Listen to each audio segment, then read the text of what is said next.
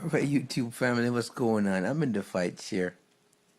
Now, I just finished watching that interview with Conor McGregor, saying Mr. Fertitta, Dana and Mr. Fertitta. And the look on his face was like, man, I just got my butt kicked or something. So I peeped that. So, at the beginning of this negotiation, when communication broke down, I said, in a negotiation, the person with the least to lose always win. Conor McGregor, I just went and did some research. So he made 14 million, bought a mansion for 10 million, spent up some money on other stuff. So the mansion for 10 million in Ireland, property taxes is 0.25% for any house over $1 million. So that comes out to, come on, brain. That comes out to, I'm gonna say roughly 30,000 euros, which is gonna be around 60,000 US a year in property taxes. And there's upkeep and maintenance. So his overhead is roughly maybe 200,000 a year for the mansion, with another 50,000 a year for the cars and stuff. So he's pretty much blow through a lot of the money that he's already made. So he has to fight to recoup some of that money. Now, if you back up to previously, when Dana White was interviewed, he said, "We pay Nate Diaz so much money, we may never see him again." And I'm like, well, I'm one of those people who think about stuff. Why would you say you pay the guy so much money you may never see him again? Is that to say, well, the opposite of that is that, okay, this is how we keep fighters around. We make sure we pay them not enough money so we keep them on the hook and they'll keep coming back. Just think about that statement. We paid Nate Diaz so much money we may never see him again. Think about that. It's the mindset of a person that says, hey, I'm going to just give you just enough so you keep coming back on your hands and your knees. Well, in that interview, Conor McGregor looked like a man who was on his hands and his knees. As a matter of fact, Lorenzo must have told him, hey, from now on, you refer to me as Mr. Fertitta.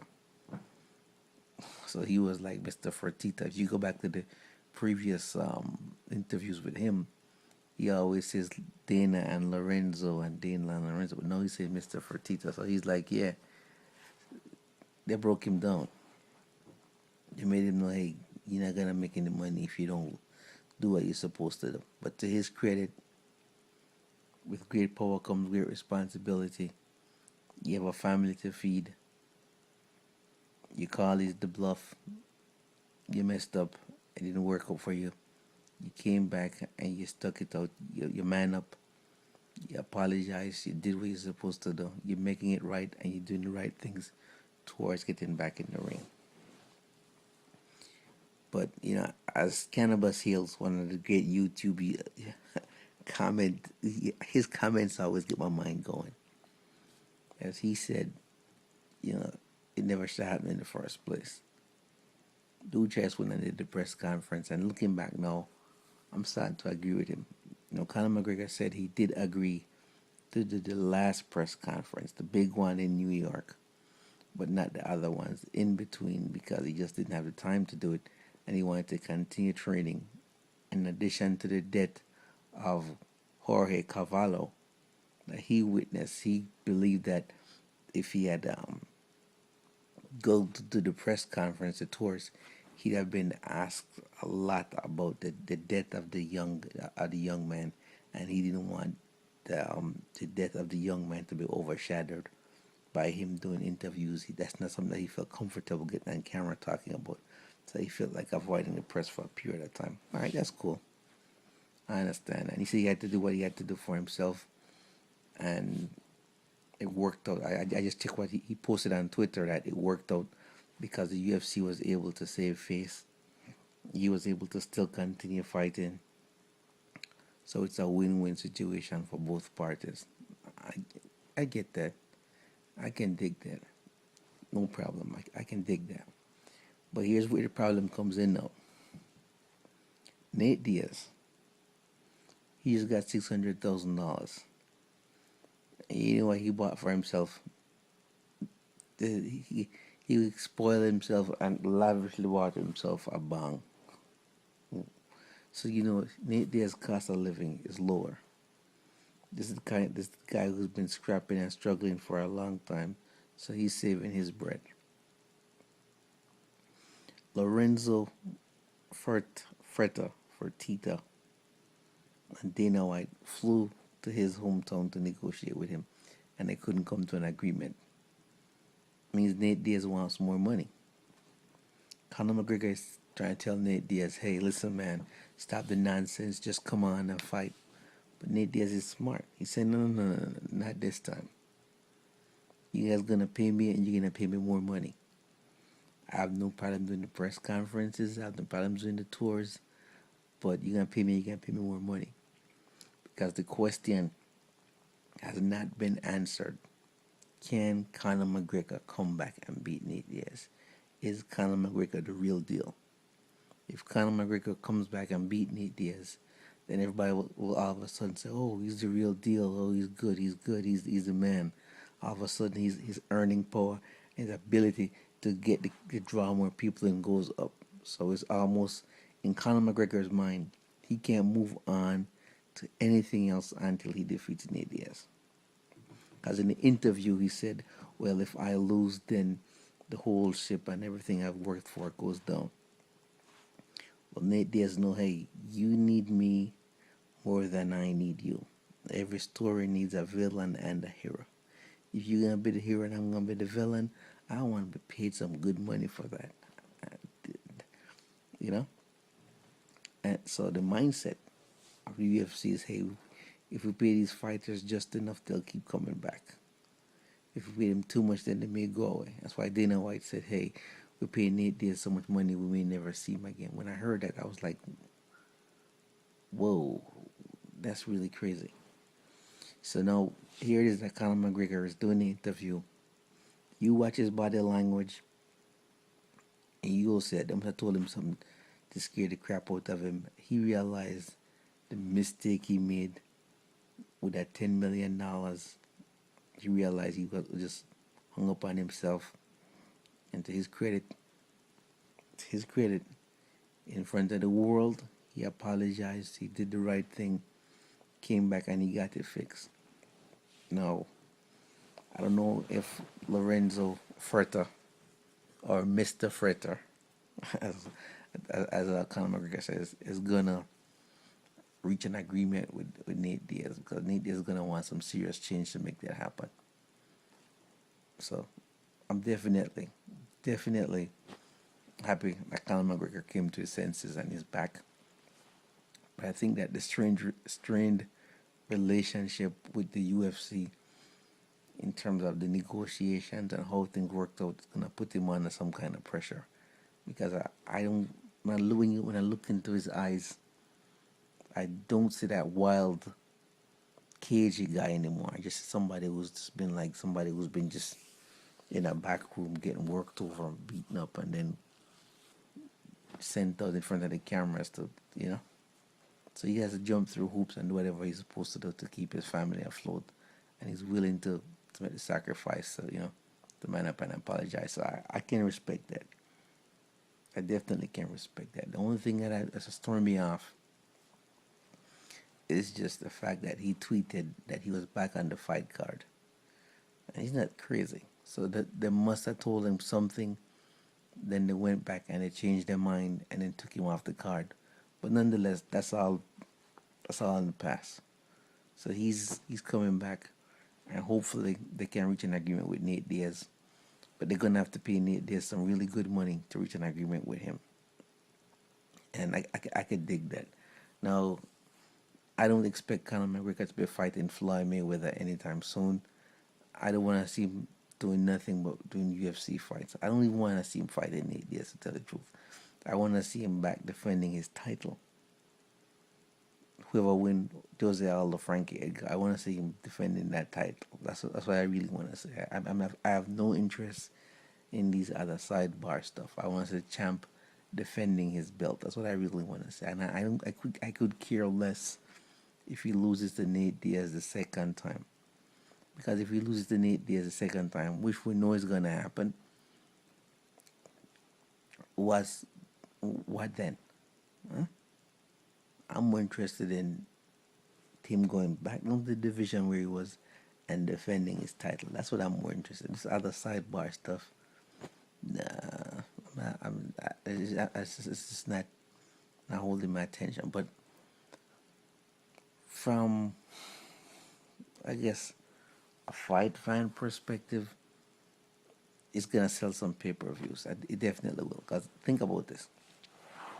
Now, here's a story. When I was growing up, you know, my when you growing up on a farm, you have a knife. You get your first knife. You have to use to peel fruits, and you get other knives from other family members as gifts, and you make knives for yourself and that type of stuff. But no knife is as meaningful as a knife that your father or your grandfather hand down to you when you become a certain age. So my grandfather gave me a knife, my first knife. I was like, oh, my first knife. And he said some things to me. He said, listen, here's your first knife. In your hand, this knife is a tool, it's not a weapon. Use it to peel fruits. Use it to skin rabbits. Use it to dress birds. Use it to peel sugar cane.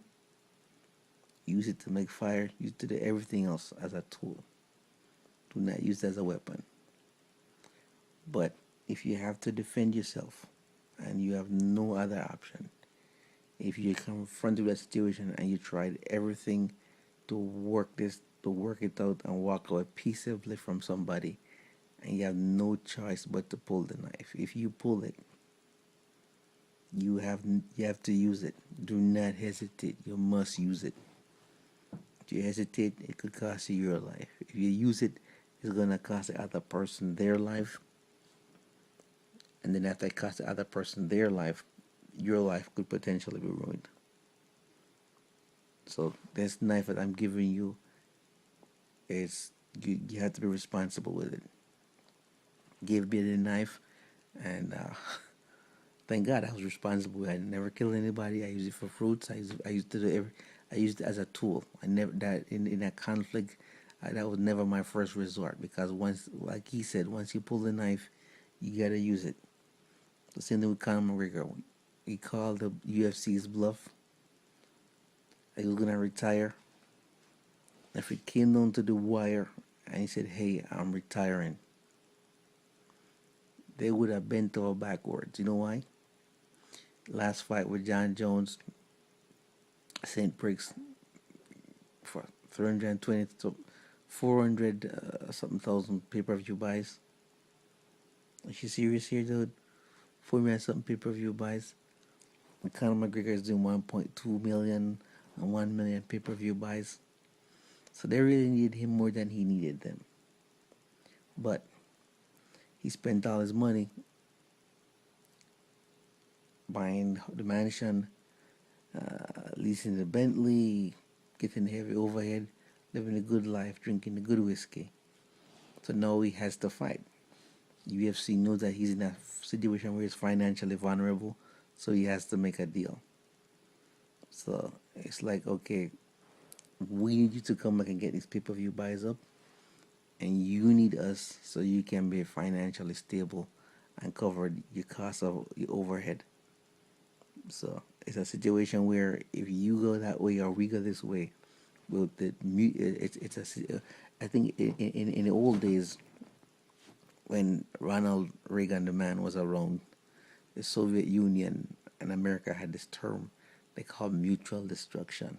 So if you fire a nuclear missile and we fire a nuclear missile, it's a guarantee you're gonna die and I'm gonna die. You gotta see me. My eyes are darting back and forth because I got Game of Thorns going on in the background and some other stuff on my other monitors. But That's what it comes down to. So both sides realize, hey, let's make this happen. But while both sides realize that, the UFC, Dana White, put the press on Conor and say, hey, if you don't fight and you never fight again, you got bills up to the wazoo. You're the one that's gonna lose. We have enough cash reserves to where we can get through this. And that's why in college, one of my professors always told me, always make sure that you have enough money saved up, at least 6 months worth of cash saved up. I mean, it's this day and age with the um, average income in America going down by $5,000 a year. It's hard to save up your disposable income. Even for me, it's hard to do that. So if I was in his situation, I probably have to do the same thing, apologize and beg for an opportunity. So financially, everybody in America is struggling. So Conor McGregor, at his level and what he did with his money, he's no different from the rest of us. He has bills to pay. He has to apologize. He has to do what he needs to do to get his family back on the road. But if he had saved that money up, instead of buying the $10 million mansion, instead of buying the this and the that, he was just saving his money like what Nate Diaz did and keep his cost of living low.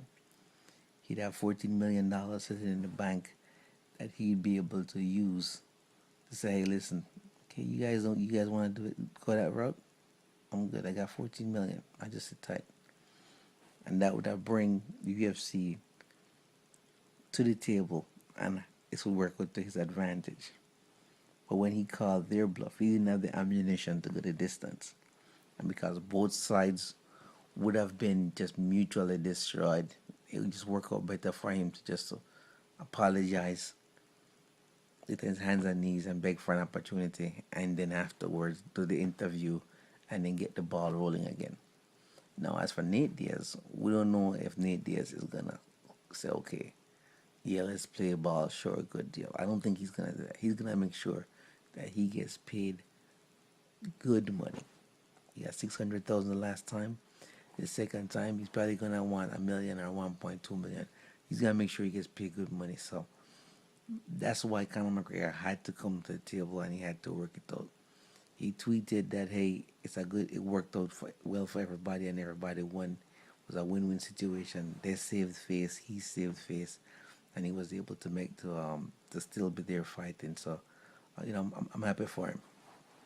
And I'm glad he's doing the right things to, I guess, he is savvy when it comes to the media. He's doing the PR campaign to get himself back, out there, make everybody know he's apologized, get all of us talking about Conor McGregor over and over and over again. I guess next he's gonna be on Oprah.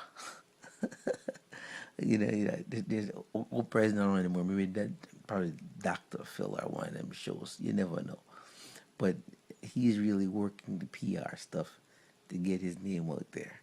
So I appreciate that about it, but I just don't want to see him fight Nate Diaz again. I'm just not interested in seeing that fight.